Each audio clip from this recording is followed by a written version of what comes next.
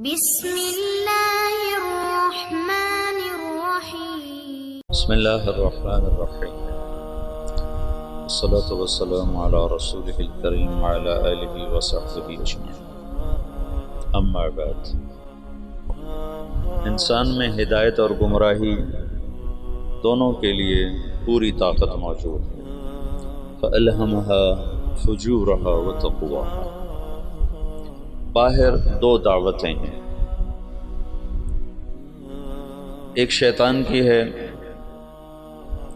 فَبِمَا أَغْوَيْتَنِي لَأُزَيِّنَنَّ لَهُمْ فِي الْأَرْضِ وَلَأُغْوِيَنَّهُمْ أَجْمَعِينَ۔ اس نے بھی یہ نیت کی ہے کہ میں تمام انسانوں کو گمراہ کر دوں، اور دوسری دعوت انبیاء کی ہے جو خیر کی طرف ہے۔ الف لام را کتاب انزلناہ الیک لتخرج الناس من الظلمات الی النور، وہ کہتا وَلَأُغْوِيَنَّهُمْ أَجْمَعِينَ، یہاں کہتا لتخرج الناس من الظلمات الی النور۔ دونوں طرف مکمل تشکیل کے ارادے ہیں۔ اللہ تعالیٰ یہ چاہتا ہے کہ تمام بنی نوع انسان ظلمت سے نکل کر ہدایت پر آ جائے۔ شیطانی یہ چاہتا ہے کہ اجمعین، ایک بھی جنت میں نہ جائے، سارے جہنم میں چلے جائیں۔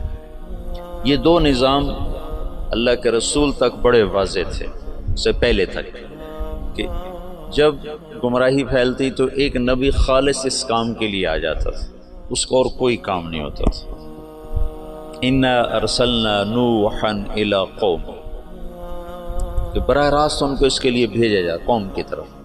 وَإِلَىٰ عَادٍ أَخَاهُمْ هُودًا وَإِلَىٰ ثَمُودَ أَخَاهُمْ هُودًا وَإِلَىٰ مَدْيَنَ أَخَاهُمْ هُودًا وَلَقَدْ أَرْسَلْنَا مُوسَىٰ بِآيَاتِنَا۔ تو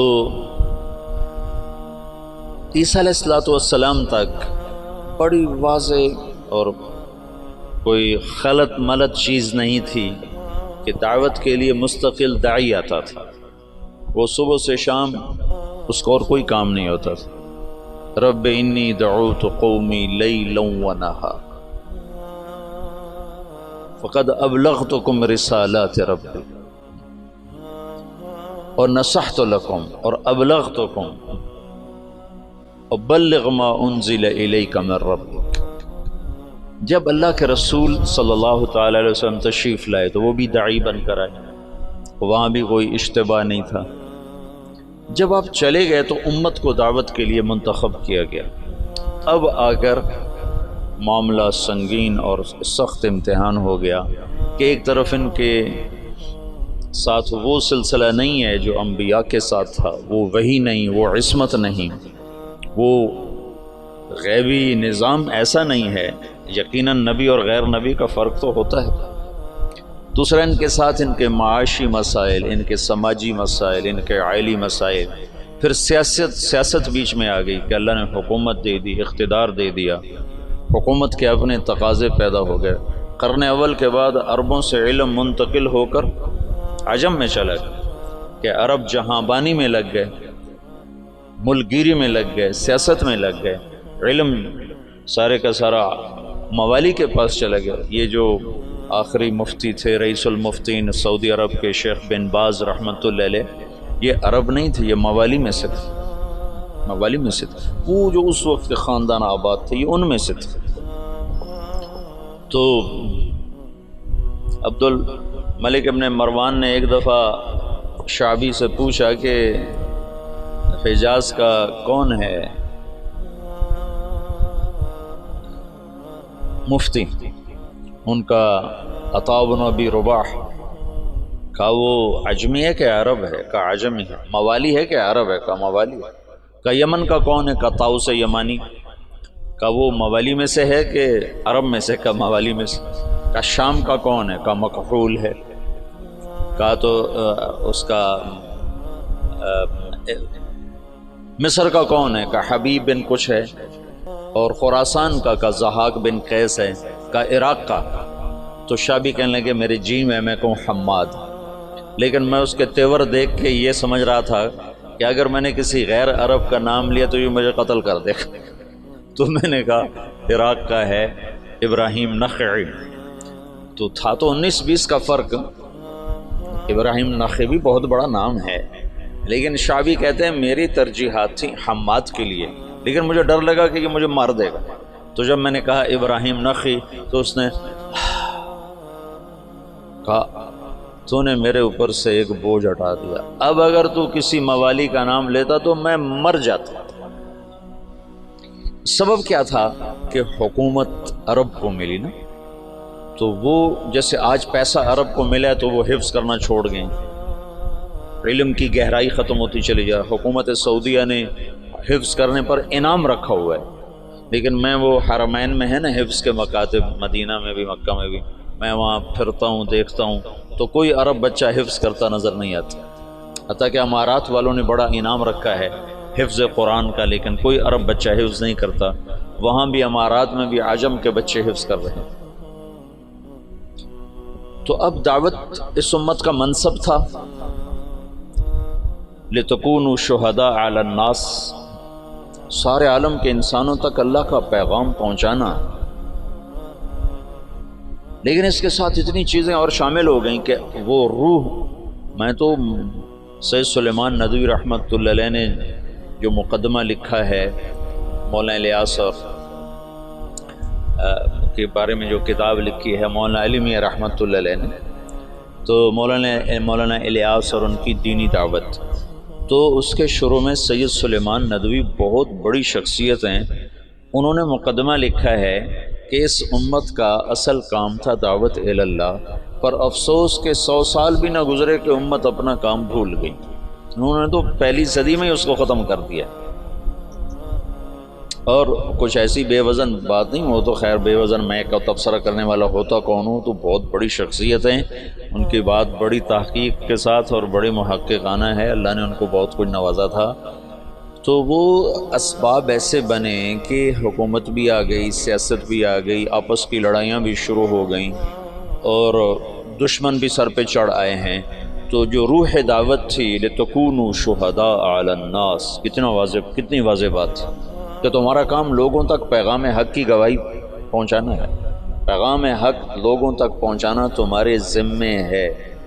اور کنتم خیر امت اخرجت للناس، یہاں بھی للطالبین نہیں تھا، للطلبہ، نہ للطالبین نہ للطلبہ نہ للمریدین، کہ شیخ صرف مرید کا فکر کر رہا ہے، ایک شیخ اپنے مسالکین کا، اپنے مریدین کے فکر میں، ایک مہتمم اپنے طلبہ کے فکر میں ہے، للناس ایک بادشاہ اپنی مملکت کے فکر میں ہے، اخرجت للناس۔ تو ایسا بھولا، یہ سارے اسباب میں نے 2-3 دن سے آپ کو امت کا سیاسی پس منظر بتائے کہ وہ کیا اسباب تھے جس سے روح دعوت ماند پڑ گئی۔ اگر یہ دین کی حفاظت کا اللہ نے وعدہ نہ کیا ہوتا تو صحابہ کے بعد اس میں تحریف ہو جاتی، جیسے پہلوں نے کر دی تھی، ہم بھی کر گئے تھے۔ یہ تو اللہ نے کہا اِنَّا نَحْنُ نَزَّلْنَا الذِّكْرَ وَإِنَّا لَهُ لَحَافِظُونَ، میں اس کا حافظ ہوں۔ لہٰذا اللہ ہر صدی میں، ہر دور میں، یہ جو تاریخ دعوت و عظیمت مولانا علی میں نے لکھی ہے نا 8 جلدوں میں، یہ 800 جلدوں میں بھی لکھی جائے تو اس کا حق ادا نہیں ہو سکتا، گرچہ ان کا قلم جس مضمون پہ چلتا ہے اس کا حق ادا کرتا ہے، لیکن میں دیانتداری سے کہتا ہوں، میں بھی تاریخ کا چھوٹا سا طالب علم ہوں، اس پر 8 کی بجائے 800 جلدیں بھی مولانا علی میاں لکھتے اور وہ لکھنے کی طاقت رکھتے تھے، تو بھی میں دعویٰ کرتا ہوں کہ تاریخ دعوت و عظیمت کا حق ادا نہیں ہو سکتا تھا۔ ایسے رجال اللہ نے بھیجے، ایسے لوگ، عورتیں تک ایسی آئیں کہ جنہوں نے ہزاروں لاکھوں کی ہدایت کے سامان پیدا کر دیا۔ تو یہ اللہ تعالیٰ تجدید کرتا رہا کہ اسلام کو اللہ نے باقی رکھنا ہے جب تک سورج مغرب سے نہیں نکلتا، ہمیں کوئی مٹا نہیں سکتا، چونکہ اللہ نے اسلام کو باقی رکھنا ہے، اور اسلام کے باقی رہنے کے لیے مسلمان کا باقی رہنا ضروری ہے۔ تو لہٰذا چاہے اس سے بھی زیادہ ایٹمی طاقتیں مسلمانوں کے خلاف ہو جائیں، اسلام کو نہیں مٹا سکتی، بلکہ عین ممکن ہے کہ چونکہ یہ امت بڑھاپے کا شکار ہے، اللہ انہی قوموں کو ایمان کی دولت نصیب فرما دے، جیسے 7ویں صدی میں اللہ نے تاتاریوں کے ساتھ کیا کہ 7ویں صدی میں مسلمان سیاسی طور پر ختم، اخلاقی طور پر پستی کا شکار۔ اب بوڑھے آدمی کو 100 بوتل خون کی لگا دو تو وہ جوان نہیں بن سکتا، اسے سونے کے کشتے کھلا دو وہ جوان نہیں بن سکتا، اس کی عمر ڈھل چکی ہے اور بڑھاپے کا علاج کوئی نہیں۔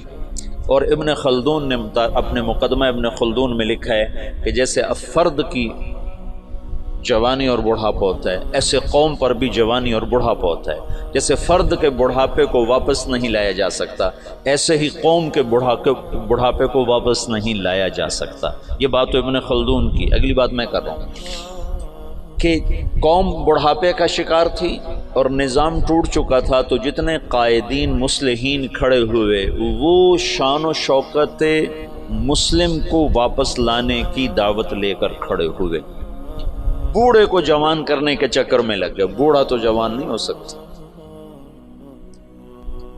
وہ ایک بنیا جا رہا تھا تو سامنے سے اس کو کوئی مل گیا لوٹنے والا، انہوں نے کہا چلو شاید بنیا ویسے ہی ڈر جائے گا، تو اس کے ہاتھ میں کچھ نہیں تھا، اس نے ایک تنکا اٹھا لے کر نکال جو تیرے ہاتھ میں، اس نے جیب سے ایک پیسہ نکال کے دے دیا، یہ لو۔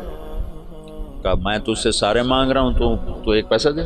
تو کہنے کہ پہلے اپنا ہتھیار تو پہلے اپنے ہتھیار تو دیکھ لے۔ تو پچھلے 200 سال میں جتنی تحریکیں اٹھی ہیں وہ مسلمان میں جوانی لانے کے لیے نہیں اٹھی، بلکہ بوڑھوں پر جوانی والا نظام لانے کی محنت تھی کہ نظام واپس آئے، وہ شان و شوکت واپس آئے، وہ سیاسی طاقت واپس آئے، وہ حکومت واپس آئے۔ وہ نہیں ہو سکتا تھا، ناممکن تھا۔ شاہ عالم ثانی غلام قادر روہیلا کو جب وہ بچہ تھا تو اس کو عورتوں لڑکیوں کے لباس پہنا کے اپنے دربار میں نچواتا تھا۔ یہ لوگ نظام بدل سکتے تھے؟ جب غلام قادر روہیلا طاقت میں تو اس نے شاہ عالم ثانی کی آنکھیں نکلواتی۔ شاہ عالم ثانی مغلیہ خاندان کا بہادر شاہ سے پہلے آخری بادشاہ تھا جس پر انگریز نے دلی پر باقاعدہ قبضہ کر لیا، اور شاہ عالم ثانی صرف لال قلعے کا بادشاہ رہ گیا تھا، اور اس کے بعد بہادر شاہ ظفر، اور پھر بات ہی ختم ہو گئی۔ بڑھاپے کا علاج جوانی ہے، اور جوانی قوموں کی جوانی کیسے ہوتی ہے؟ قوموں کی جوانی کا ایک راستہ ہے، ایک فرد کی جوانی کا تو راستہ کوئی نہیں، لیکن قوموں کی جوانی کا ایک راستہ ہے کہ غیر قوموں کو اپنا ہم نوا بنایا جائے، غیر قوموں کو اسلام میں لایا جائے۔ پچھلی ساری صدیوں میں ایسا ہوتا رہا کہ منفرد دعات کی وجہ سے دعوت کبھی نہیں ختم ہوئی۔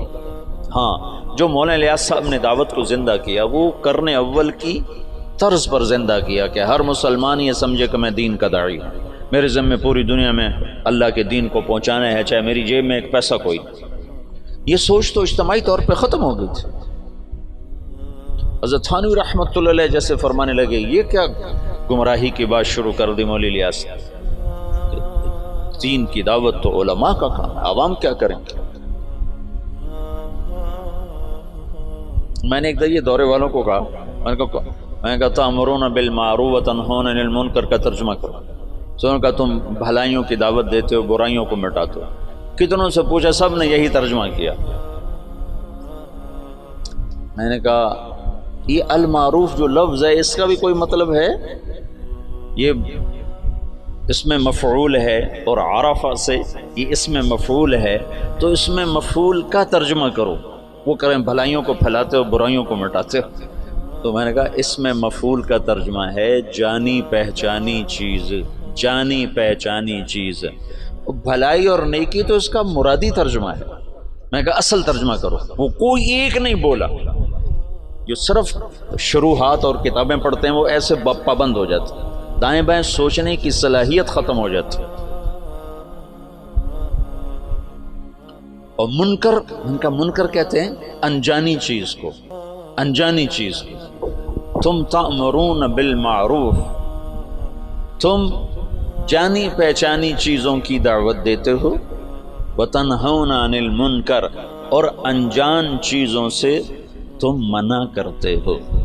اس کے ساتھ ایک آیت جوڑو، فَأَلْهَمَهَا فُجُورَهَا وَتَقْوَاهَا، کہ میں نے تیرے اندر نیکی اور بدی کا الہام کر دیا ہے۔ الہام سچ سچ ہے، اس کے لیے کسی شریعت سے دلیل کی ضرورت نہیں۔ ظلم ظلم ہے، اس کے لیے کسی شریعت سے دلیل کی ضرورت کوئی۔ جھوٹ بہت بری چیز ہے، اس کا الہام ہے انسان کے اندر، کسی قرآن و سنت سے دلیل کی ضرورت کوئی نہیں۔ ماں باپ کی نافرمانی، یہ انسانی فطرت اس کا انکار کرتی ہے۔ زنا کا انسانی اوتزن الحرۃ، کیا بات کہی تھی اس نے؟ ہند بنت عتبہ رضی اللہ تعالیٰ عنہ نے کیا کہا تھا جب اللہ کے نبی نے بیعت لی اور فرمایا کہ تم یہ کرو گے، یہ کرو گے، یہ نہیں کرو گے، یہ نہیں کرو گے، زنا نہیں کرو گی، تو ہندہ نے زمانہ جاہلیت میں کہا اوتزن الحرۃ، کیا شریف عورت زنا کر سکتی ہے؟ پتھروں کی پجاری تھی 1 منٹ پہلے تک، بغیر دلیل کے جو چیزیں غلط ہیں وہ منکر ہیں، بغیر دلیل کے جو چیزیں خوبصورت ہیں وہ معروف ہیں، تو اس کے لیے تو ویسے ہی علم کی ضرورت کوئی نہیں۔ ہاں مدرسے میں پڑھنے پڑھانے کے لیے علم کی ضرورت ہے، حدود شریعت بتانے سمجھانے کے لیے علم کی ضرورت ہے، تبلیغ کے لیے تو علم کی ضرورت نہیں ہے، تبلیغ تو معروفات کی دعوت، اور معروف کا مطلب جانی پہچانی، توحید جانی پہچانی چیز۔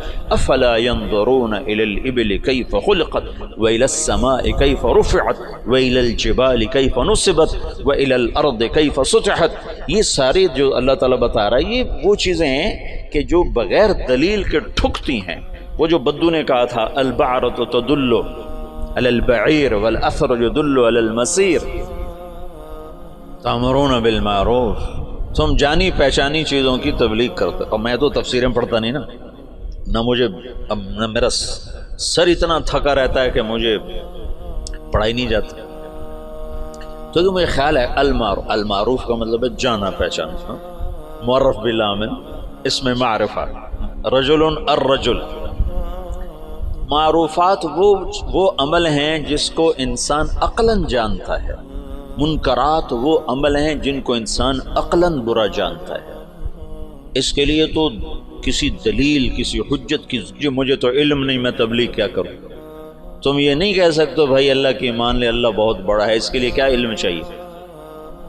بھائی اللہ کی نافرمانی نہ کر اللہ بہت بڑا ہے، اس کے لیے کیا علم چاہیے؟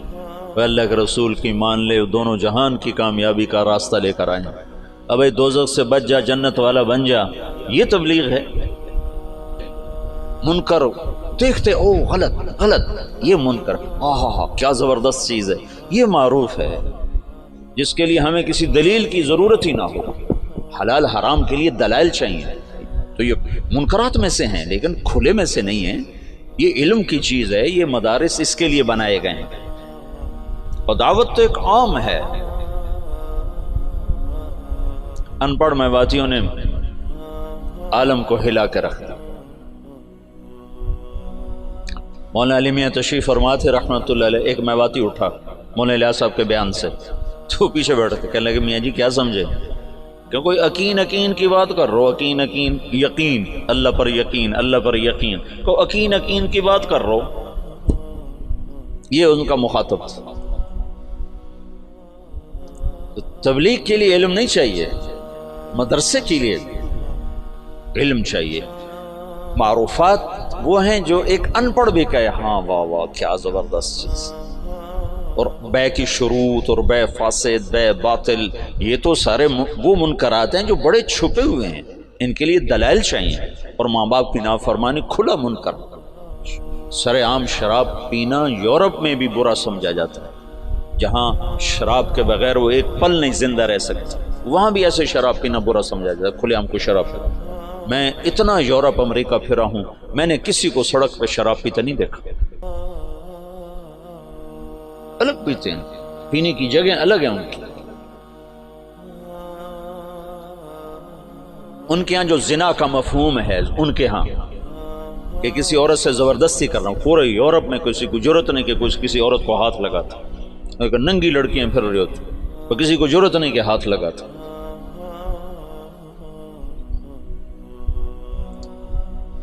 تأمرون بالمعروف، معروفات، معروف اس میں مفعول نہ کہ نیکی ہے، عرف بھی اسی سے ہے، ابھی عرف۔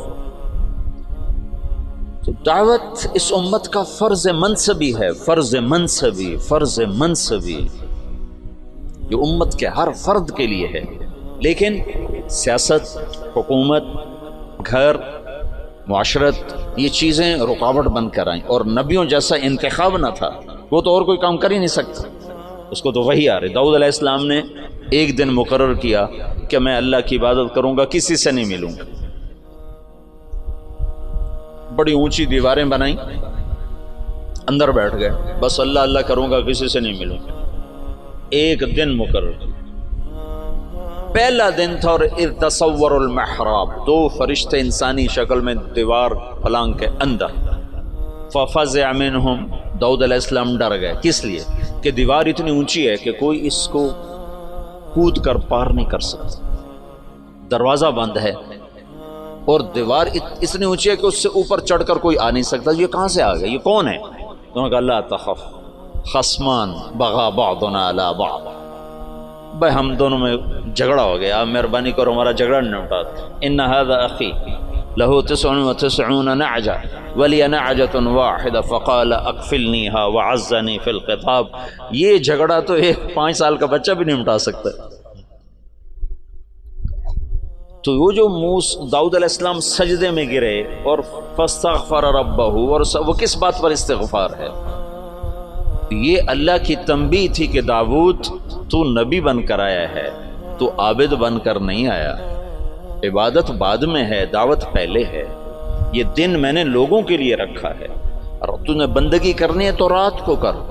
تو کسی سے نہیں ملنا چاہتا تو رات کا وقت اس کے لیے مقرر کر. قم اللیل الا قلیلا ومن اللیل فتہجد بہ نافلۃ لک وباللیل. یہ جو رات کا وقت ہے, وبالاسحار ہم یستغفرون, یہ رات کو تم اٹھو اور میرے مجھ سے باتیں کرو, کسی سے نہ ملو, لیکن دن میں تم دروازے بند کرو, دیواریں اونچی کرو, تو یہ منصب نبوت کے خلاف ہے. اس پر استغفار کیا ہے, اس پر توبہ کی ہے, اور اس پر اللہ کے سامنے معافی مانگے کہ اوہ یا اللہ میں معافی چاہتا ہوں, میں معافی چاہتا ہوں. تو نبی کا کام لوگوں میں پھرنا ہوتا ہے, لوگوں کو کھینچنا ہوتا ہے, اس کی حفاظت ہو رہی ہوتی ہے نا. وہ کوئی ادھر ادھر ہو ہی نہیں سکتا کہ عصمت کا سایہ ہوتا ہے. اب ہمارے ساتھ تو ایسا معاملہ تھا نہیں, اور پھر اس امت کو عروج ملا, 1000 برس کی حکومتیں ملیں, ساری دنیا میں آدھی دنیا سے زیادہ انہوں نے حکومت کی, تو بہت سے عوامل جمع ہوتے گئے. اس کی میں نے تھوڑی تفصیل آپ کو بتائی تھی.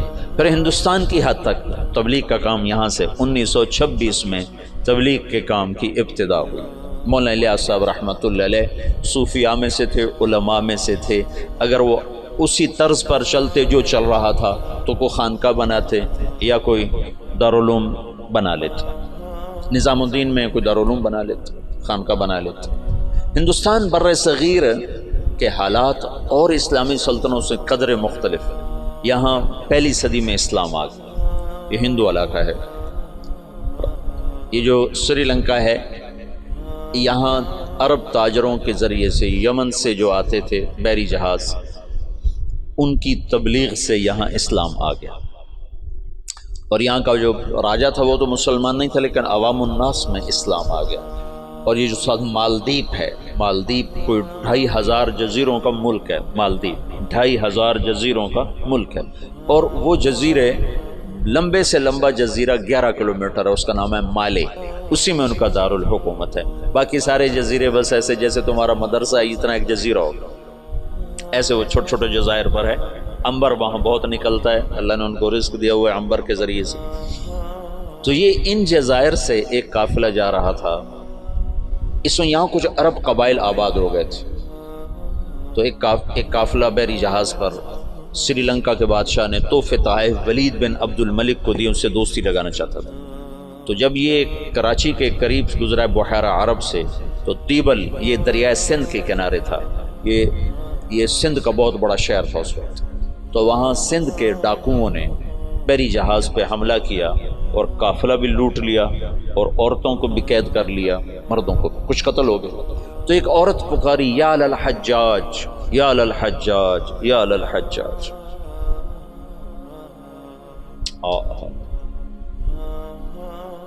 عروج کے دور میں فاسق کیسے ایمان والا تھا.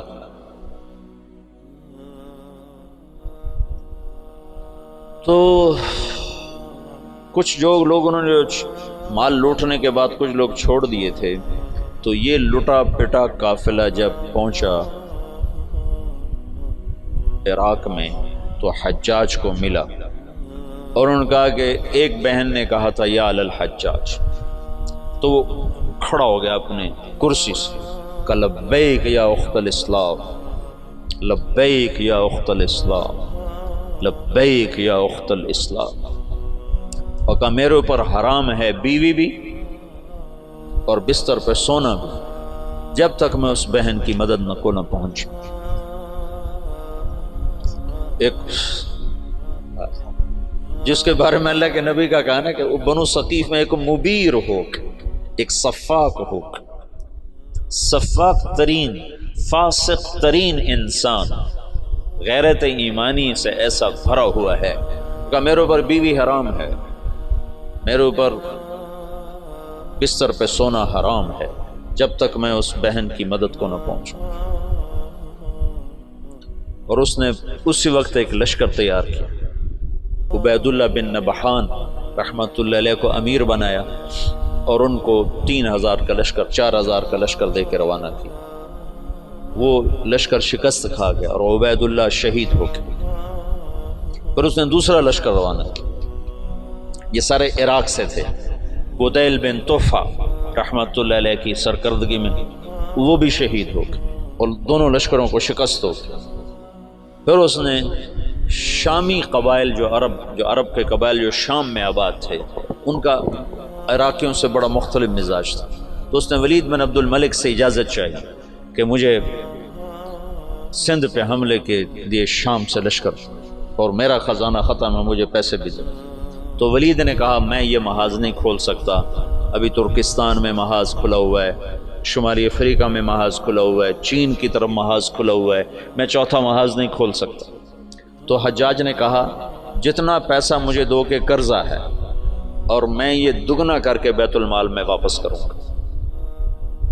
تو شامیوں کا 4000 کا لشکر تیار، اور اس کا اپنا سگا بھتیجا تھا محمد بن قاسم بن یوسف۔ حجاج بن یوسف اور محمد بن یوسف اور قاسم بن یوسف، یہ 3 بھائی ہیں۔ ان میں محمد بن یوسف بھی حجاج جیسا ظالم تھا، یمن میں گورنر تھا، اور قاسم بہت شریف النفس تھے، ان کا بیٹا محمد 17 برس کی عمر، اور حجاج نے اپنی بیٹی زبیدہ اس کے نکاح میں دی ہوئی تھی، اس کو منتخب کیا اور اس کو 12000 کا لشکر دے کے روانہ کیا، اور باقی جو ساز و سامان تھا وہ سمندر کے ذریعے سے بھیجا، جتنا باقی سامان تھا۔ اور ہر 3 دن کے بعد اس کے پاس خبر آتی تھی، اس نے ڈاک کا ایسا نظام بنایا کہ ہر 3 دن کے بعد خبر حجاج تک پہنچتی تھی۔ اس طرح راستے میں چوکیاں قائم کی، اور پورے جنگ کا نقشہ حجاج بصرے میں بیٹھ کے خود کنٹرول کر رہا تھا۔ تو یہ بدھوں کا شہر تھا، جو دیبل تھا نا بدھوں کا، تو اس میں ایک بڑا وہ تھا ان کا معبد، اس کا گنبد تھا، اس کے اوپر ایک جھنڈا تھا۔ تو ان کا یہ عقیدہ تھا جب تک یہ جھنڈا نہیں گرتا اس سے شہر کو شکست نہیں ہو سکتی۔ تو مسلمانوں نے زور لگا لیا، حجاج بن یوسف نے ایک توپ بھیجی تھی، توپ من جنیق، پتھر پھینکنے والی، وہ اتنی بڑی تھی اس کو 500 آدمی کھینچتے تھے، تو اس کو بحری جہاز پہ بھیجا تھا۔ تو وہ نصب تھی اور توپ اس گنبد پہ نشانہ نہیں فٹ ہو رہا تھا۔ 10 دن 12 دن 15 دن گزر گئے، گولے جاتے تھے گنبد پہ نہیں لگتے تھے، تو دیبل والے اور جوش سے لڑتے تھے۔ تو حجاج بن یوسف نے وہاں سے خط لکھا کہ اس توپ کا زاویہ 1 درجہ نیچے کر کے فائر کرو، 1 درجہ نیچے کر۔ اور محمد بن قاسم اس دن خود توپ پر آئے، ان کا آج میں خود پھینکوں گا۔ تو محمد بن قاسم نے خود اس دن پتھر تو رکھنے والے بہت سے لوگ ہوتے تھے، پھر اس نے خود اس کو کھینچ کے جو پھینکا تو پہلا ہی پتھر جا کے جھنڈے پہ لگا اور گنبد پہ لگا، اور گنبد ٹوٹا تو شہر والوں نے ہتھیار پھینک دیے۔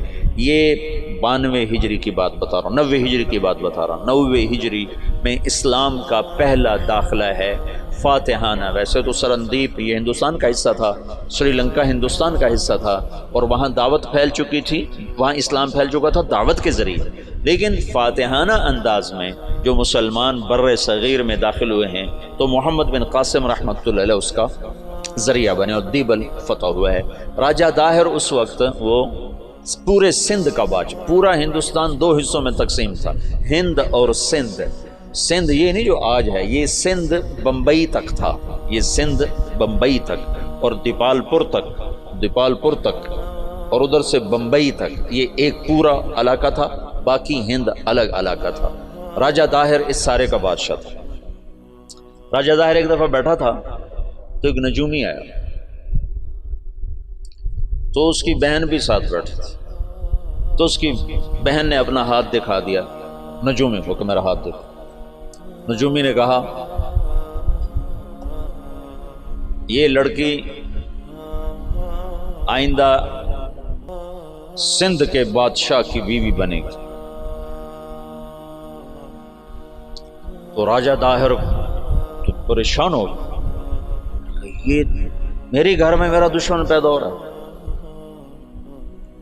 تو اس نے اپنے وزیر کو بلایا، کہنے لگا نجومی نے کہا ہے کہ یہ میری جو بہن ہے یہ سندھ کے بادشاہ کی بیگم بنے گی. تو وزیر نے کہا تو خود شادی کر لے. قصہ ہی ختم. بے غیرت مجھے کروائے گا، ساری دنیا کیا کہے گی بہن سے شادی کر لی. تو وزیر چپ ہو گیا. اس نے ایک بکری لے کر اس پر مٹی مل دی، مٹی کی تہ پہلے اس پر اچھی طرح لگائی، پھر اس کے اوپر باریک مٹی ڈالی، پھر اس پر پھول کے بیج ڈالے اور اس کو ہلکا ہلکا پانی لگوانا شروع. تو اس کے پشت کے اوپر پھول ہی پھول ہو گئے. تو اس نے وہ بکری ایک نوکر کو دی کہ جاؤ اسے بازار کا چکر لگواؤ. تو میں چکر لگوایا تو سارا شہر اکٹھا ہو گیا، بکری کے اوپر پھول، بکری کے اوپر پھول، سب حیران پریشان. اگلا دن کا پھر چکر لگاؤ، پھر لوگ اکٹھے ہو گئے، اگلا دن پھر چکر لگاؤ، پھر تھوڑے ہو گئے، پھر چوتھے دن اور تھوڑے ہو گئے، 5 دن اور، 6 دن اور، 7ویں دن کوئی بھی دیکھنے نہیں آیا. تو وہ بکری لے کر داہر کے پاس آ گیا، کہنے لگا اس بکری میں تیری کہانی لکھی ہوئی. وہ کیسے؟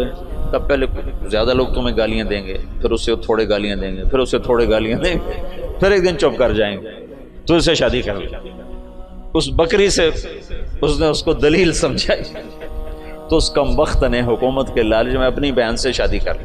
حالانکہ ہندو بھی بڑے غیور، بڑے غیرت والے، یہ راجپوتوں کی تاریخ ہے، بہت غیور لوگ ہوتے تھے. یہ تو آپس کی لڑائیوں کی وجہ سے بے وقوفی کی حد تک آپس میں لڑتے تھے، تو غیروں کو ان پر چھا جانے کا موقع اس وجہ سے ملتا تھا. تو وہ اس نے اپنی بہن سے شادی کر لی. جب محمد بن قاسم حملہ آور ہوا تو راجہ داہر سندھ بمبئی دیپال پور تک کا حکمران تھا. تو روہڑی کے قریب ان دونوں لشکروں کی پھر جنگ ہوئی. تو اس سے پہلے محمد بن قاسم نے لکھا حجاج بن یوسف کو کہ سارا سندھ اکٹھا ہو چکا ہے اور میرے ساتھ صرف 12,000، تو اپنی مدد کے لیے لشکر بھیجو. تو فاسق اور صفاق کا خط سنو، حجاج کا خط ہے، یہ ابھی دریائے سندھ کے پار تھے، ادھر راجہ داہر کے لشکر، ادھر محمد بن قاسم کا لشکر. تو حجاج کا خط ہے کہ اللہ کے رسول کا فرمان ہے 12,000 کو کمی کی وجہ سے شکست نہیں ہو سکتی، اور تم 12,000 ہو، لہٰذا تمہیں اس وجہ سے شکست نہیں ہو سکتی کہ تم تھوڑے. جب میرا خط پہنچے تو سارے لشکر کو آخرت کی ترغیب دی اور اللہ کی رضا پہ مرنے کے لیے تیار کرو، اور میرے پاس کوئی لشکر نہیں تمہیں بھیجنے کے لیے، میرے پاس کوئی سرمایہ نہیں تمہاری مدد کے لیے، تمہارا اللہ تمہیں کافی ہے. یہ حجاج کا خط تھا محمد بن قاسم کے نام. تو پھر انہوں نے روہڑی کے قریب دریائے سندھ کتنا پھیل جاتا ہے، انہوں نے وہاں سے دریا پار کیا، اور روہڑی کے آس پاس اب بھی اس کے کھنڈارات ہیں. یہ خوفناک جنگ لڑی گئی جس میں راجہ داہر قتل ہوا اور اللہ تعالیٰ نے مسلمانوں کو فتح دی. اور محمد بن قاسم ملتان تک 92 ہجری میں 90 میں داخل ہوا، 92 میں 2 برس کے بعد ملتان پہنچا. اور اس کے حسن سلوک سے لوگ ہندوؤں نے جو مسلمان نہیں ہوئے تھے انہوں نے محمد بن قاسم کے بت بنائے اور اس کی پرستش کرتے رہے.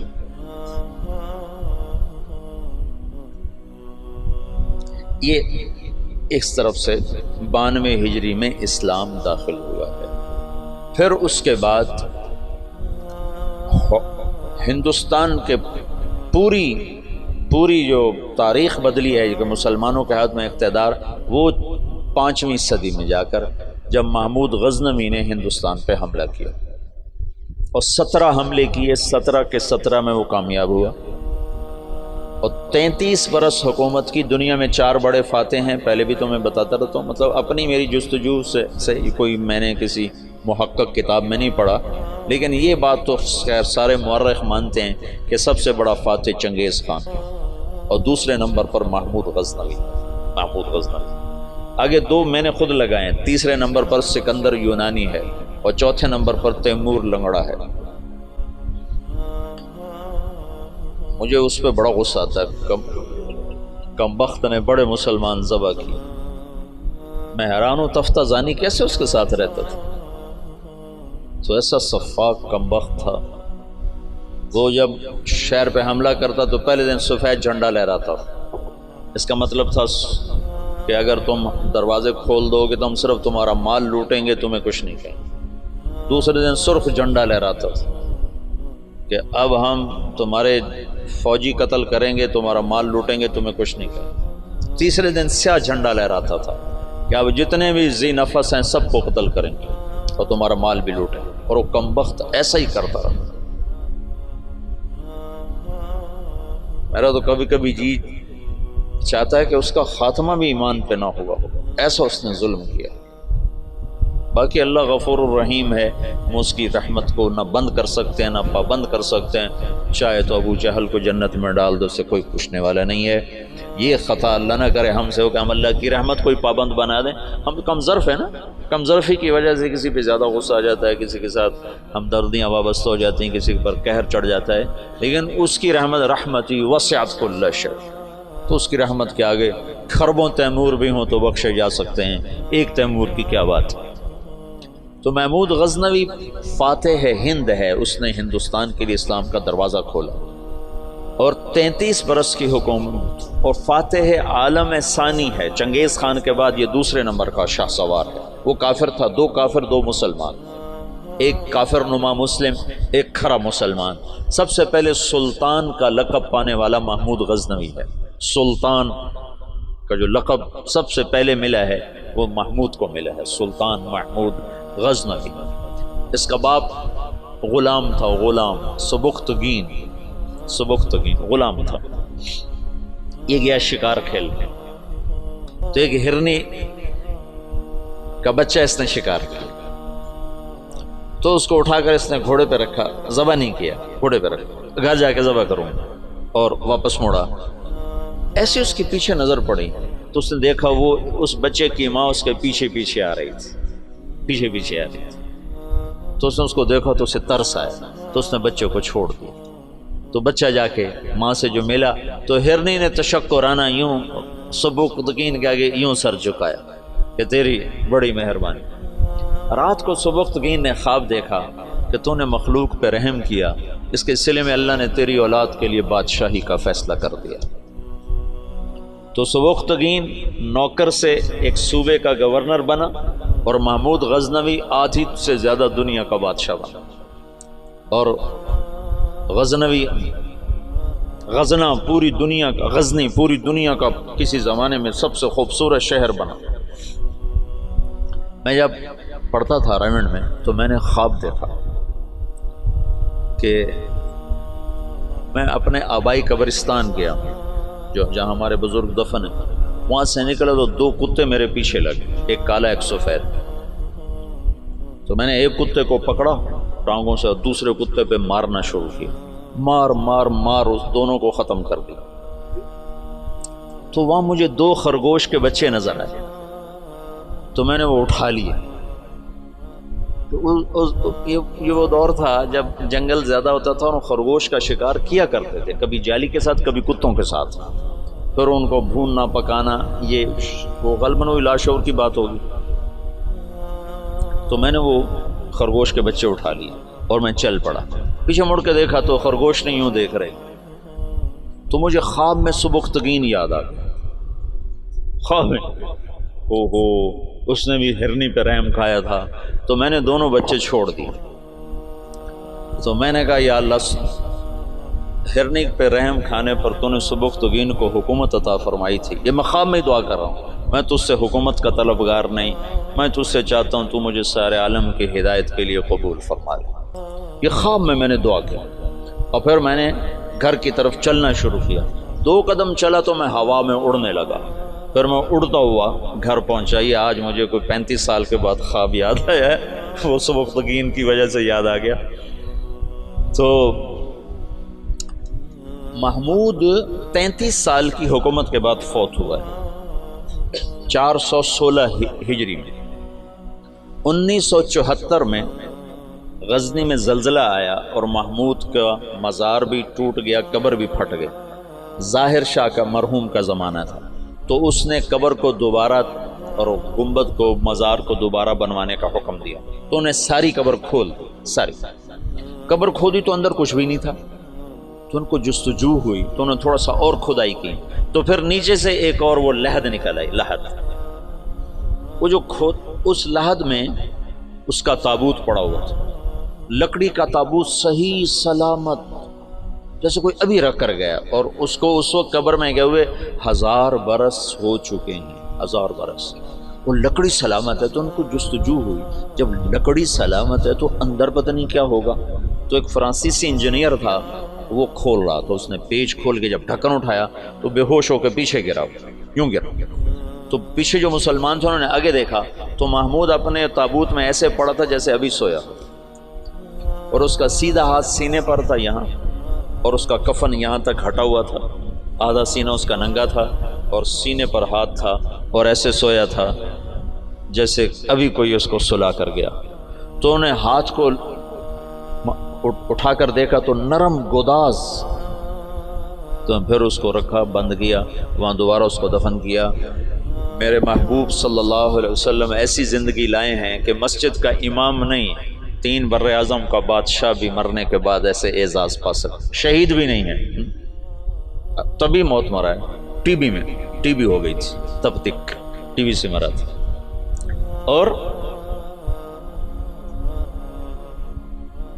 قبر اس پر ایسے فدا ہے کہ اس کے بال کو بھی نہیں اکھیڑا. ایسی زندگی اسلام ہمیں دیتا ہے کہ مر کے بھی زندہ رہ جاؤ.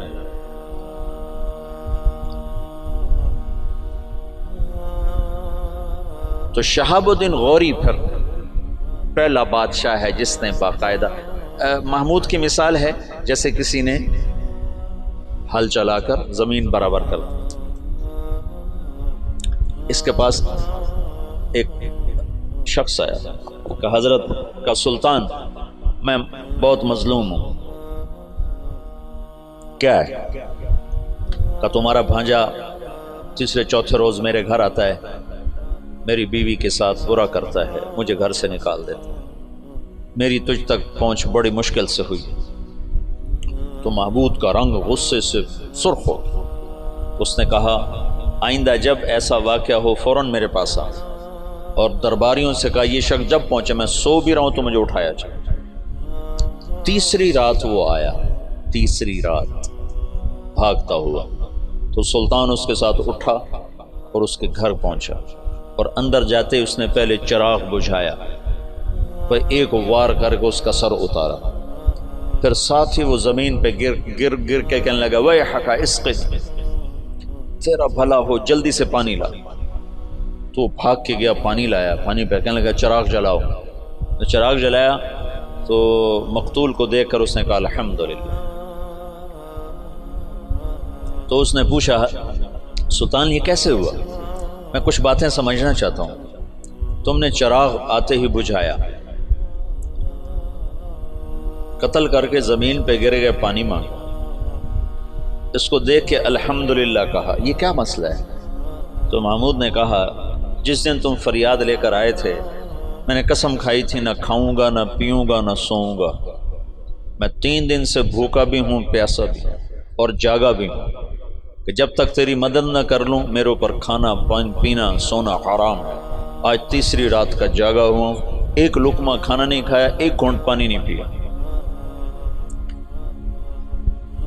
گرا میں اس لیے، پانی میں نے اس لیے، چراغ میں نے اس لیے بجھایا کہ اگر میرا بھانجا ہے تو میری تلوار کہیں کانپ نہ جائے، وار صحیح کرے. اور الحمدللہ میں نے اس لیے کہا کہ یہ میرے خاندان کا بھی نہیں چہ جائے کہ میرا بھانجا ہو. یہ تو کوئی میرے نام پہ تمہاری عزت لوٹتا رہا. ان صفات پر قبر نے اس کو نگینہ بنا دیا، اس کو کھایا نہیں ہے. شہاب الدین غوری سے حکومت کی ابتدا ہوتی ہے بر صغیر باقاعدہ، اور پھر وہ اپنے غلام قطب الدین ایبک کو لاہور کا حکمران بناتا ہے. اور اس کے 2 داماد تھے، اس کی نرینہ اولاد نہیں تھی. شہاب الدین غوری ہمارے دیس میں ماشاءاللہ مدفون ہے. یہ پرتھوی راج کو شکست دینے والا تراوڑی کے میدان میں یہ شہاب الدین غوری تھا. پہلی جنگ میں اسے شکست ہوئی، تیاری کر کے نہیں آیا تھا. تراوڑی کی پہلی جنگ میں 12,000 کا لشکر تھا اور واپس جا رہا تھا کہ پتہ چلا پرتھوی راج چڑھایا. تو سب سرداروں نے کہا واپس چلیں، ہماری تیاری نہیں. انہوں نے کہا موت سے گھبرا کے جانا مسلمان کا شیوا. لڑ گیا تھا، اس میں پھر شکست کھائی. پھر یہ واپس نہیں ہو رہا تھا، یہ لڑتے لڑتے اپنے گھوڑے سے گرا تو پیچھے سے ایک ترک سردار نے چھلانگ لگائی اور اس کو ایک ہاتھ سے سنبھالا اور اس کے گھوڑے کو دوسرے ہاتھ سے سنبھالا اور لشکر سے اس کو نکال کے باہر لے گیا. تب جا کے اس کی جان بچی. پھر دوسری جنگ میں وہ 1 سال تک بستر پہ نہیں سویا، بیوی کے پاس نہیں گیا پورا سال. اس نے تیاری کی اور پھر تراوڑی کے میدان میں اس نے پرتھوی راج راجپوت چوہان، یعنی وہ ہمارا پڈا وہی تھا کم وقت. ہمیں تو اللہ نے ہدایت دے دی کوئی 15-20 نسل پہلے ہم مسلمان ہو گئے، لیکن ہمارا قبیلہ وہی ہے راجپوت چوہان، پرتھوی راج کی نسل. تو اس کے 2 داماد تھے، ایک شمس الدین ایک ناصر الدین. ناصر الدین کو اس نے ملتان کی حکومت دی، شمس الدین کو پھر اس نے دلی کی اور قطب الدین ایبک کو لاہور کی. اس میں شمس الدین پھر بہت عالی نکلا. قطب الدین ایبک بہت سمجھدار تھا، لیکن 4 سال کی حکومت کرنے کے بعد اس کا انتقال ہو گیا. وہ یہ پولو کھیلتا تھا، پولو یہ گھوڑے کا، تو گھوڑے سے گرا اور مر گیا. انارکلی کے پچھلی طرف اس کا مزار ہوتا تھا. انارکلی جانا ہوتا تھا، 60 کی دہائی میں پڑھتا تھا، تو سارے محلے کا کوڑا کرکٹ اس کی قبر پہ پڑا ہوتا تھا اور عبرت کا نشان ہوتا تھا. پھر ضیاء الحق مرحوم نے یہ نیکی کا کام کیا. اس نے وہ سارا محلہ صاف کروا کے چاروں طرف کے مکان خرید کر اس کی قبر پر ایک بڑا خوبصورت اس نے مزار بھی بنایا، ساتھ آنے جانے کی جگہ بھی بنائی. تو اس طرح یہاں اسلامی سلطنت کی بنیاد. التمش نے 5 دفعہ چنگیزیوں کو شکست دی، 5 دفعہ، اور ان کے چنے چبوا دی. پھر صلاح الدین خلجی نے، تو خاندان غلامہ ختم ہوا. خاندان غلامہ کے بعد سادات آئے. خاندان غلامہ کے دور میں تیمور کا حملہ ہوا، پھر وہ جاتے ہوئے سادات کو حکمران بنا دیا. ان سے پٹھانوں نے حکومت حاصل، ان سے مغلوں نے حکومت حاصل. ابراہیم لودھی کو شکست دی بابر نے پانی پت کے میدان میں. بابر بڑا دلیر آدمی تھا، بڑا عجب بادشاہ گزرا ہے. تھوڑی عمر میں مر گیا، 42 سال کی عمر میں مر گیا، پر اس کی عجب زندگی. تو ایک یہاں مغلیہ سلطنت کی داغ بیل پڑی، بڑی مضبوط اسلام دوست، سوائے اکبر کے کہ وہ گمراہ ہوا تو علماء کی وجہ سے. وہ خود ان پڑھ تھا، دین کو جانتا نہیں تھا. تو جو درباری علماء تھے ان کی وجہ سے وہ دین سے متنفر ہوا کہ وہ آپس میں اس بات پہ اس کے اکبر کے سامنے لڑ پڑتے تھے کہ یہ کرسی پر میں بیٹھوں گا، بادشاہ کے برابر میں بیٹھوں. وہ کہتا میں بیٹھوں، وہ کہتا دائیں میں بیٹھوں گا، بائیں تم بیٹھو. وہ کہتا نہیں تم ادھر بیٹھو میں ادھر بیٹھوں، ادھر میں بیٹھوں گا ادھر تم بیٹھو. ان چیزوں سے وہ ایسا خود ان پڑھ تھا. کیونکہ ہمایوں کو جب شکست ہوئی، شیر شاہ سوری نے اسے شکست دی.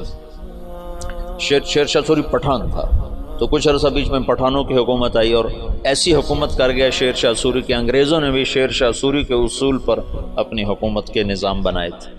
ایسی خوبصورت حکومت کر کے گیا شیر شاہ سوری، اور بالکل غریب سا تھا. ایک سپاہی سے اللہ تعالیٰ نے اس کو یہ بہار، صوبہ بہار میں یہ پیدا ہوا تھا. تو اس نے بڑے چکر سے حکومت حاصل کی. اس نے اپنا ایک جتھا بنا لیا. تو اب اس کو ضرورت تھی کوئی شہر میرے قبضے میں ہو. تو اس نے نا وہاں بہار کے ہندو راجا سے کہا کہ مہاراج میں مغلوں سے لڑنے جا رہا ہوں، میرے پاس ہے خزانہ بہت سارا، میں چاہتا ہوں آپ کے پاس امانت رکھ دوں، جب میں آؤں گا تو آپ سے لے لوں گا۔ وہ ہندو مہاراج تو جو تھا وہ تو الٹی چھلانگیں لگانے لگا، کہا جی میرے پاس 500 صندوق ہے شرفیوں کے بھرے ہوئے، وہ 5 بھی ہوتے تو پورے ہندوستان کا خرچہ کافی تھا۔ جب اس نے کہا 500 تو اس کی تو رال ٹپک پڑے، ان کا مہاراج میرے جیسا دیانتدار تمہیں پورے ہندوستان میں نہیں ملے گا، تم لے آؤ، میں بڑی حفاظت کروں گا، جب تم آ جاؤ گے تو تمہیں دوں گا، تم مر گئے تمہاری اولاد کو دوں گا۔ ان کا بس مہاراج میں یہی چاہتا ہوں۔ اس نے اس میں سپاہی چھپا دی، ہر صندوق میں سپاہی چھپا دی، بند کروا کے ریڑیوں پہ لدوا کے اس نے قلعے کے اندر بھجوا دی۔ جب وہ اندر پہنچے تو وہ جو ریڑیاں لے جا رہے تھے انہیں جا کے کنڈے کھول دیے، وہ باہر نکلے اور انہوں نے منٹوں میں قلعہ فتح کر لیا۔ تو یوں شیر شاہ سوری ایک سپاہی سے بادشاہ بننے کی طرف اس کا قدم اٹھا۔ پھر اس نے 6 سال حکومت کی، پر وہ کام کیے جو لوگ 100 سال میں بھی نہیں کر سکتے۔ میرے گاؤں کے آگے جو سڑک ہے اب پکی ہے، یہ شیر شاہ سوری نے بنوائی تھی، ملتان سے لے کر لاہور تک، اس کو شیر شاہ سوری روڈ کہتے تھے۔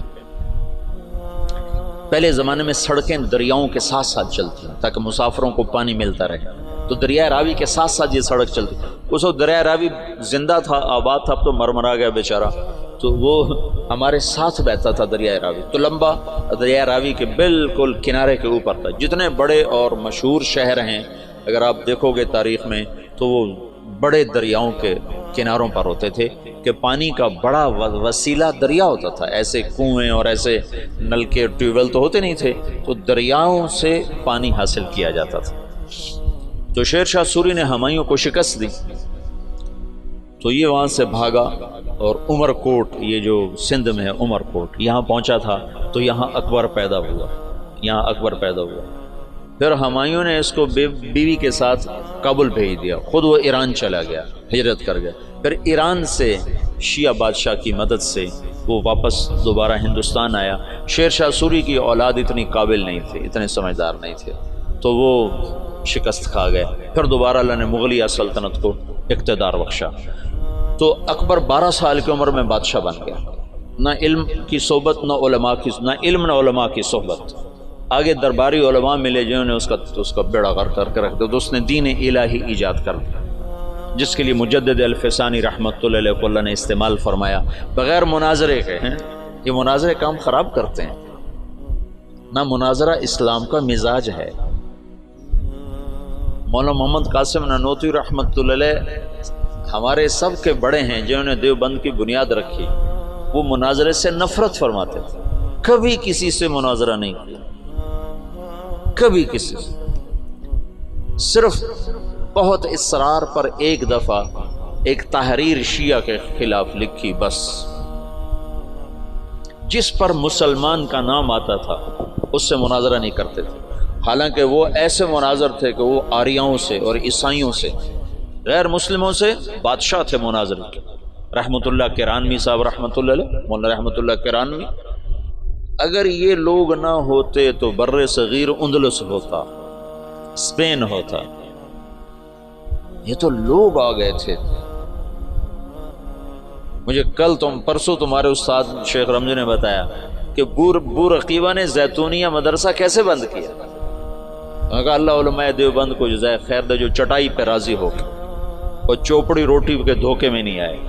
حبیب بورقیبہ نے علماء کو چوپڑی روٹی کھلا دی اور پیسے پہ ان کو کھینچ لیا، جب وہ کھینچے تو پھر ہر سب کچھ چلا گیا، اور یہاں کے علماء بکے نہیں، بھوکے پیٹ پہ پتھر باندھ کے۔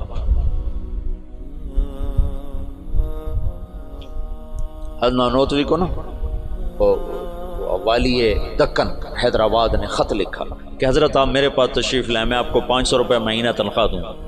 500 روپے مہینہ 50 لاکھ روپیہ مہینہ ہے آج کا، 50 لاکھ روپیہ مہینہ۔ تو حضرت نانوتوی نے خط لکھا کہ میں دیوبند میں پڑھاتا ہوں، میری 5 روپے تنخواہ ہے، 2 روپے میں مدرسے میں چندہ دے دیتا ہوں، تو 2 روپے میں میرے میاں بیوی کا بخوبی گزارا ہو جاتا ہے، اور 5واں روپیہ مجھے سارے مہینے پریشان کرتا ہے کہ اس کا کیا کروں، تو 500 کو لے کے کیا کروں گا؟ 500 کو لے کے کیا کروں گا؟ تو یہاں علماء کی ایک کھیپ ایسی آئی جو بکے نہیں۔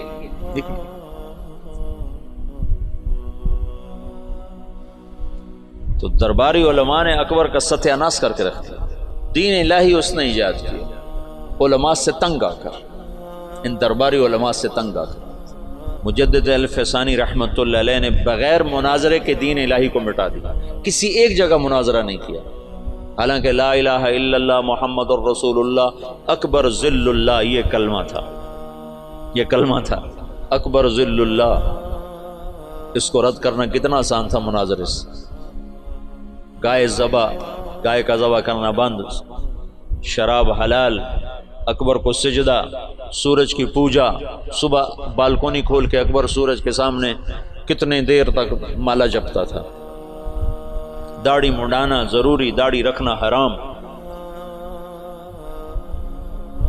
سارے حرام کام فیضی اور ابو الفضل کم بختوں۔ فیضی کیسا عالم تھا جس نے قرآن کی تفسیر لکھی بغیر نقطے کے، الفاظ محملہ، محملہ کہتے ہیں جن پر نقطہ نہیں ہوتا، الفاظ محملہ سے، یعنی الف سے، سین سے، صاد سے، ہا سے، را سے، دال سے، تا سے، لام سے، میم سے، یعنی وہ صرف 14 حرف رہ جاتے ہیں، 14 حروف سے قرآن کی تفسیر لکھ دی، اور سوات الالہام، اور اکبر کو گمراہ کرنے والا وہ ہے دین الہی۔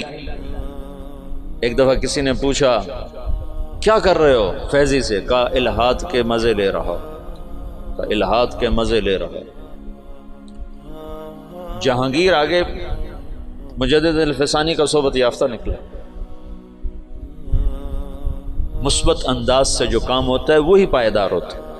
اتنا بڑا کام، مولانا الیاس صاحب فرماتے تھے میرا کام مجدد الفسانی والا، میں نے مجدد الفسانی کو سامنے رکھا ہے کہ ان کا طرز یہ تھا کہ وہ مٹی ہوئی سنت کے مقابلے میں جو بدعت ہوتی تھی اس کی تردید نہیں فرماتے تھے مجدد الفسانی، بلکہ مٹی ہوئی سنت کے فضائل بیان اتنا فرماتے تھے کہ سنت چھا جاتی تھی، بدعت مٹ جاتی تھی، روشنی آئی اور اندھیرا چلا گیا۔ یہ تھا اندھیرے کے جانے کے لیے کوئی حجت اور دلیل تو نہیں ہوتی نا، سورج کے آنے کی دیر ہوتی ہے اندھیرا چلا جاتا ہے، پھر کہنا تو نہیں پڑتا اندھیرے صاحب منٹو رپاؤ سورج آ گیا، تو خود ہی چلا جاتا۔ بغیر مناظرے کے دین الہی کو مٹا دیا۔ ابو الفضل زندہ کی کھال کھچوا دی تھی شیخو پورے میں۔ یہ جو شیخو پورہ ہے نا، یہ جہانگیر کے نام پر ہے۔ جہانگیر بڑی منتوں سے ملا تھا، ابو یہ اکبر کے اولاد نہیں ہوتی تھی۔ ایسے میرا پنڈورا باکس کھل جاتا ہے تو کہاں کی کہانیاں اکٹھی ہو جاتی ہیں، تو پھر مجھے خود یاد نہیں رہتا میں کیا کہہ رہا تھا اور کدھر چلا گیا۔ تو بڑی دعاؤں کے بعد جہانگیر ملا تھا، پیدل گیا تھا اجمیر تک دعا مانگنے، اجمیر تک پیدل گیا تھا دعا مانگنے کہ اللہ تعالیٰ مجھے بچہ عطا فرمائے، تو اللہ نے جہانگیر دیا۔ اس کی نخلیت، جہانگیر بہت نیک متقی بادشاہ، اس پر ایسے ہی بہت زیادہ افتراء ہیں، بہتان ہیں، بہت سارے، کچھ کمیاں تھی بھی سی بادشاہوں میں ہوتی ہیں، لیکن اس کا یہی بہت بڑا احسان ہے کہ اس نے دین الہی کو ختم کیا۔ تو یہ شیخو پورہ جہانگیر نے آباد کیا تھا۔ اکبر اپنے بیٹے جہانگیر کو شیخو کہا کرتا تھا پیار سے، شیخو بابا، شیخو بابا۔ ویسے نام اس کا سلیم تھا، جہانگیر اس کا لقب تھا، اور شیخو اس کا ابا اسے کہا کرتا تھا، شیخو بابا۔ تو اس نے یہ ہرن مینار بھی جو بنایا ہے، اس کا ایک ہرن تھا جہانگیر کا، اسے بہت پیار کرتا تھا، وہ مر گیا، اس کے غم میں اس نے ہرن مینار بنایا۔ تو یہاں شیخو پورہ میں اب اس نے باپ کے خلاف بغاوت کی تھی اکبر کے بیچ میں، تو ابو الفضل اس نے بھیجا تھا سفیر بنا کے، بھئی میرے بچے سے بات کیا چاہتا ہے، حکومت تو تیری ہے، تو میرے خلاف کیوں آتا ہے؟ تو جب ابو الفضل آیا تو اس نے زندہ کی کھال اتروا، کہا تو ہے میرے باپ کو گمراہ کرنے والا۔ زندہ کی کھال اتروائی تھی۔ اکبر نے کہا شیخو بابا میں تو ذبح شدہ بکری کی کھال نہیں اترتے دیکھ سکتا، تو نے میرے یار کی کھال ہی زندہ اتار دی۔ ان کا بابا یہ تیرا یار نہیں، یہ تیرا سب سے بڑا دشمن جس نے تجھے اس دین اسلام سے برگشتہ کر دیا۔ چنانچہ آخری 5 سال میں اکبر طائب ہو گیا تھا، اور تس کے جہانگیری جو جہانگیر کی سوانح ہے اس میں جہانگیر نے لکھا ہے کہ آخری وقت میں بابا نے صدر جہاں کو بلوایا جو مفتی دلی تھے، اور ان سے فرمایا کہ میرے سرانے بیٹھ جاؤ، سورہ یاسین پڑھ۔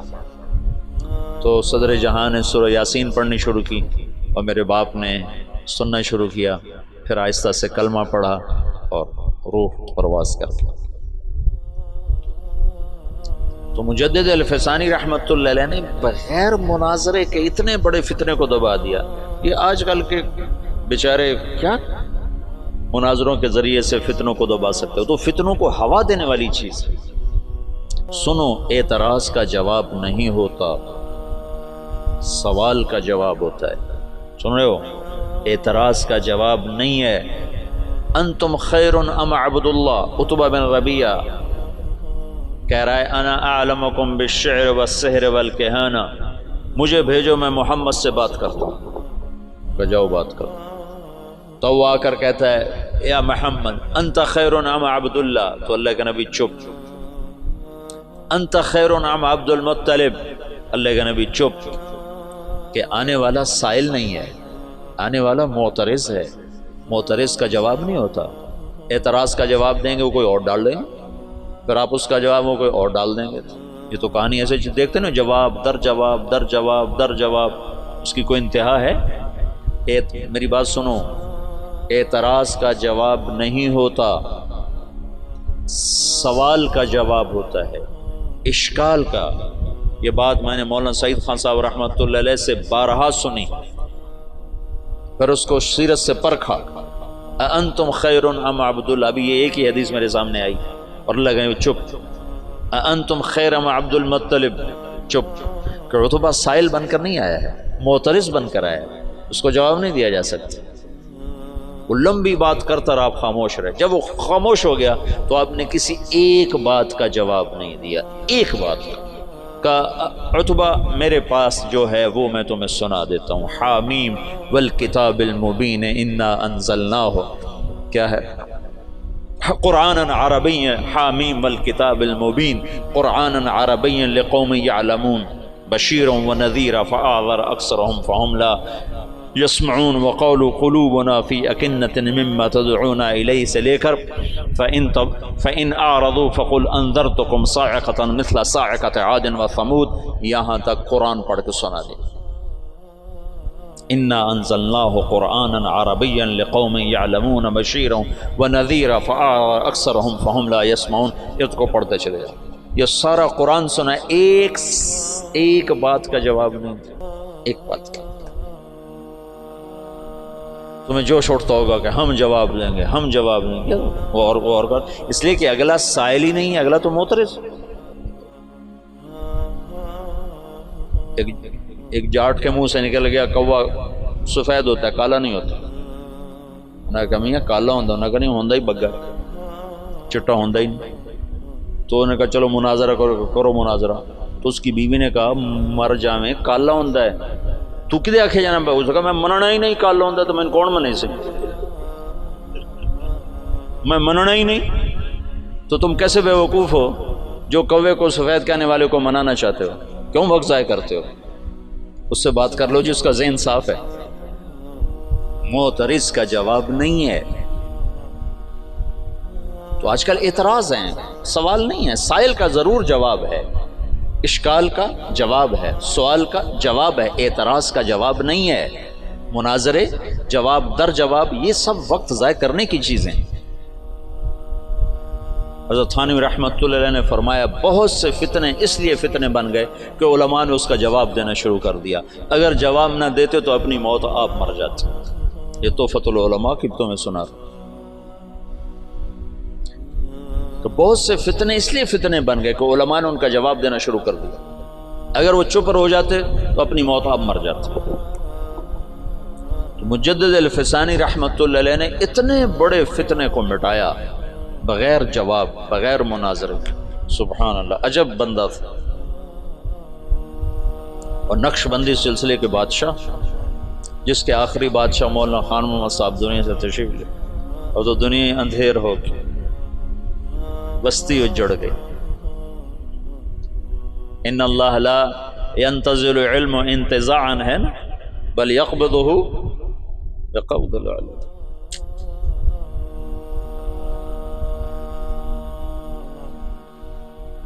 زمانہ خالی ہو گیا. خلت الدیار فصدت غیر مسود ومن الشقاء تفردی بالسودد. مغل سلطنت پہ زوال آنا تھا، ہر ایک پہ زوال آیا ہے. بر صغیر میں اسلام کی 800-900 برس حکومت رہی ہے، پھر زوال کا آنا ایک بدیہی چیز. جہانگیر کے سر میں درد تھا. دیکھو جب صلیبی جنگیں ہوئی ہیں نا 12ویں صدی میں، یعنی صدی عیسوی میں، اور اس میں مکمل شکست ہوئی، تو یورپ کی سوچ بدل گئی. جیسے 1945 میں جب جاپان پہ بم گرایا امریکہ نے، ہیروشیما ناگاساکی، تو ان کا صدر تھا ہیرو ہیٹو. اس نے کہا اب ہم ان سے علم کے میدان میں جنگ لڑیں گے، ہم ہتھیار کی جنگ ہار گئے. تو اس نے اپنی نسل کو اٹھا کے یورپ بھیجا، امریکہ بھیجا، انہیں اعلیٰ تعلیم دلوائی، پھر ان کے ذریعے سے ساری ٹیکنالوجی کا جاپانی زبان میں ترجمہ کروایا، پھر اس پہ لگایا. آج وہ اتنا بڑا عفریت بنا ہے کہ امریکہ اس کے سامنے بلی کی طرح بن چکا ہے. تو مغرب نے سوچا کہ ہم ان کو میدان میں شکست نہیں دے سکتے، تو انہیں اپنے علم کو اپنا میدان بنایا. جہانگیر کے سر میں درد ہے، آرام نہیں آ رہا. اب طب یونانی میں کوئی ایسی دوائی نہیں کہ سر درد اور فوری آرام آ جائے، کوئی ایسی دوائی نہیں. تو انگریز جو تھے وہ انہوں نے کالونیاں بنا لی تھی تھوڑی تھوڑی، تجارت کے لیے آئے. تو ان کے خواب و خیال میں بھی نہیں تھا کہ مغل سلطنت سے ہم ٹکر لینے والے ہیں. تو ایک انگریز ڈاکٹر تھا، اس نے اس کو گولی پیش کی کہ جناب آپ یہ کھائیں. 15 منٹ کے بعد جہانگیر کا درد دور ہو گیا. کہا تم کیا بلا کھلائی ہے مجھے؟ وہ سر درد کا کہا مانگ کیا مانگتا ہے؟ تو کم بخت ایسے سیانے تھے، اپنے لیے کچھ نہیں مانگا. کہا میری قوم کو تجارت کی باقاعدہ اجازت تھی. انہوں نے کہا اجازت. شاہ جہان کے دور میں لوگوں نے بھانپا کہ یہ تو خطرناک لوگ ہیں، تو اس کو کہا کہ ان کو نکال دیا جائے. انہوں نے کہا یہ کیا پدی کا شور، بھائی ہمارا کیا بگاڑ سکتا. نو اس کو یہ نہیں پتا تھا کہ آگے یہ پدی پدا بن جائے گا. لیکن تو تاریخ ہے، زوال و عروج و زوال ساتھ ساتھ چلتے ہیں. تو اورنگزیب عالمگیر کے بعد ایک دم زوال ہے. میں نے یہ دیکھا ہے کہ جس بادشاہ نے لمبی حکومت کی اس کا اگلا وارث انتہائی نکما. سلیمان اعظم کہلاتا ہے. سلیمان اعظم جو سلاطین عثمان ہیں، یہ ترکی کے جو میں نے تغرل کی کہانی سنائی تھی نا آپ کو، عثمان سے عثمانی، اس میں سلیمان کو کہتے ہیں سلیمان اعظم. اس نے آدھے سے زیادہ یورپ فتح کیا، الجزائر فتح کیا، عرب، پتہ نہیں کہاں کہاں اس کی حکومت. اس نے 50 سال حکومت کی. اس کا اگلا بیٹا نکما. ادھر 50 سال اورنگزیب نے حکومت کی، اگلا بیٹا نکما ترین معظم